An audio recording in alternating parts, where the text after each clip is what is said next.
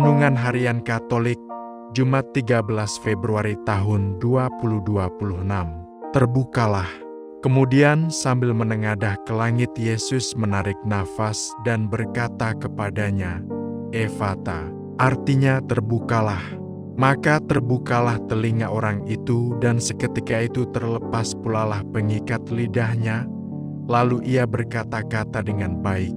Markus bab 7, ayat 34 dan ke-35. Saudara-saudara, manusia pertama jatuh ke dalam dosa karena tuli dengan tidak mau mendengarkan apa yang diperintahkan atau dilarang oleh Tuhan. Manusia sudah tahu bahwa memakan buah yang dilarang akan menyebabkan kematian.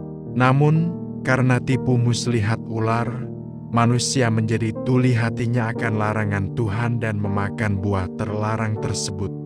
Manusia dapat mendengar dan mengingat, tetapi dapat mengalami tuli hati sehingga menjadi tidak peduli.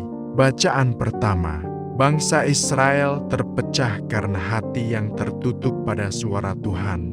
Ketidaktaatan dan penyembahan kepada Allah asing memecah belah umat, hingga 10 suku memberontak dan memisahkan diri dari keluarga Daud. Hati yang menolak mendengar firman-Nya.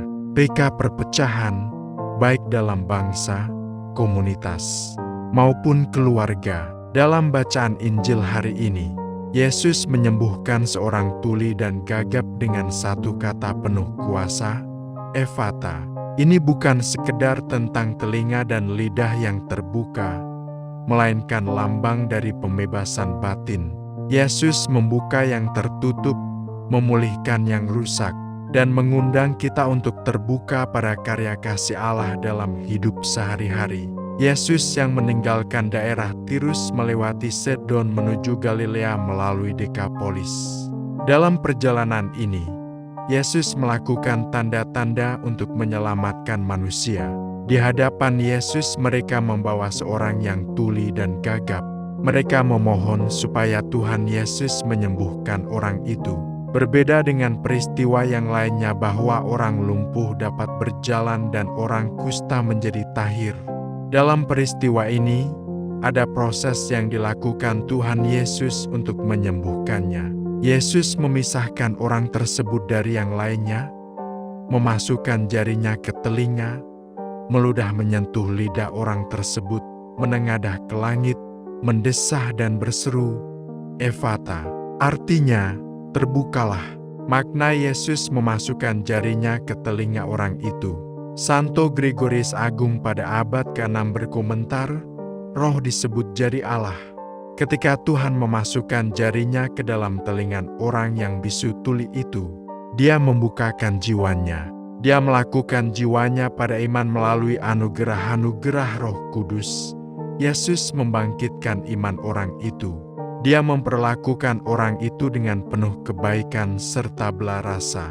Demikian Dia mengajak kita untuk berlaku sama terhadap orang-orang lain, khususnya mereka yang menderita dan membutuhkan sentuhan kasih. Demikian halnya dengan kebisuan. Dua orang yang saling membenci cenderung untuk tidak mau bertegur sapa. Mereka memiliki mulut dan lidah yang normal, namun kebencian hati telah mengikat lidah mereka. Ada saat tertentu kita membutuhkan sentuhan Yesus agar telinga dan lidah kita terbuka lebar pada kebaikan dan cinta Allah. Perkataan Yesus memiliki daya penyembuh. Orang tuli dan gagap itu sembuh seketika. Penyembuhan ajaib ini turut memviralkan Yesus saat itu. Perasaan takjub terungkap dalam peristiwa ini.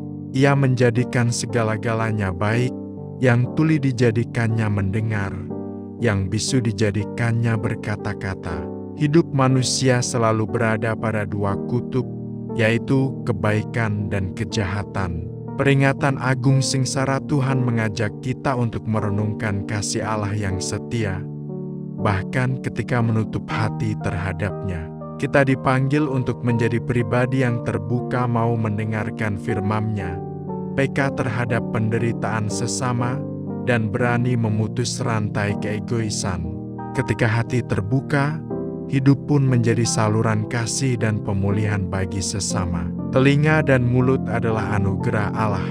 2 telinga dan 1 mulut diberikannya agar kita mau lebih banyak mendengarkan, lalu mau mengomunikasikan kepada orang lain.